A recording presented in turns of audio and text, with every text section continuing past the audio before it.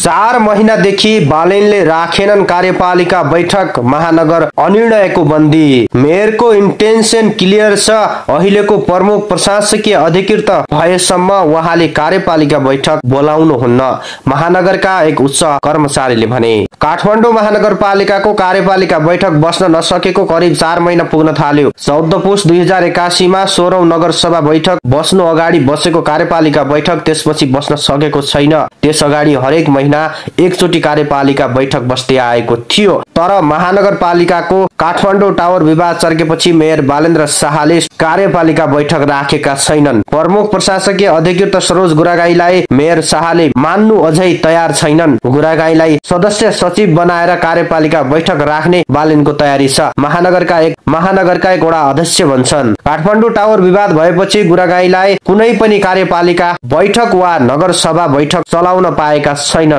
स्थानीय सरकार सञ्चालन ऐन अनुसार प्रमुख प्रशासकीय अधिकृत बैठक र सभाका सदस्य सचिव हुन्छन्। उसैले बैठकको निर्णय लेख्ने प्रावधान छ।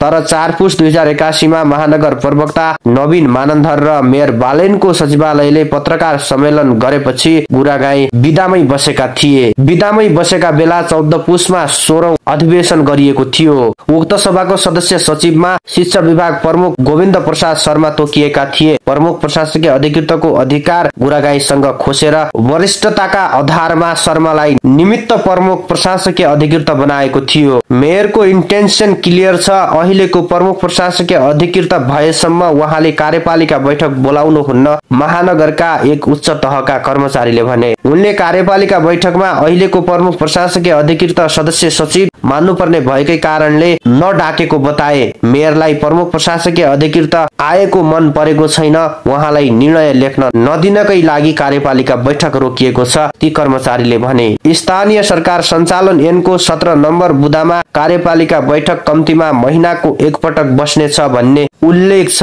ऐनले उक्त कार्यपालिका बैठक बोलाउने जिम्मेवारी पनि पालिका प्रमुखलाई दिएको छ।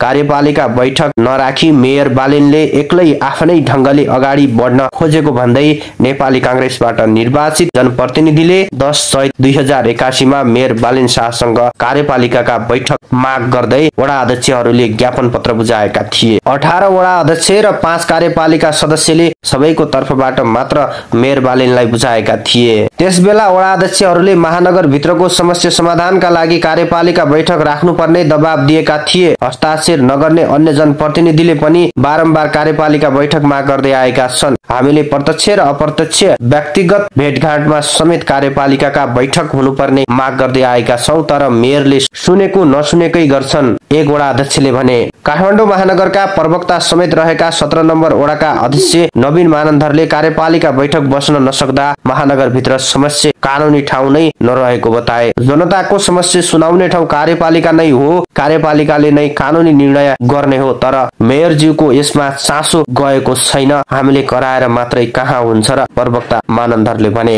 उनले वडा अध्यक्ष सहित जनप्रतिनिधिले बारम्बार कार्यपालिका बैठक राख्न भने पनि नराखिएको बताए। उहाँको कार्यपालिका बैठक राख्ने मन छैन, मन नै छैन, अब हामीले पो के गर्ने हो र, पहिले महिनाको एकपटक बस्ने गरेको कार्यपालिका अहिले हुनै छोडेको छ, मानन्धरले भने। नेकपा एमालेबाट निर्वाचित एक वडा अध्यक्ष बालेनलाई कार्यपालिकामा प्रश्न उठाउने डरले नै बैठक राख्न नसकेको सुनाउँछन्। उहाँले 4 महिना पुग्न लाग्दा पनि बैठक राख्न नसक्नु भनेको अनिर्णयको बन्दी हो, अनिर्णयको बन्दी बनाउनु नै हो। बैठक राखे उहाँले गरेको अन्टसन्ट बारे प्रश्न आउने डर छ, त्यही डरले कार्यपालिका राख्न नसकेका हुन्, नत्र अरू कारण नै छैन, उनले भने। बैठक बसे पो छलफल हुन्छ, बहस हुन्छ, तर्क हुन्छ। उहाँ आफ्नो झुण्ड सचिवालय बाहेक अरूलाई वास्ता नगरी महानगर चलाउँछु, सबै मनै हुँ भन्ने शैलीमा हुनुहुन्छ।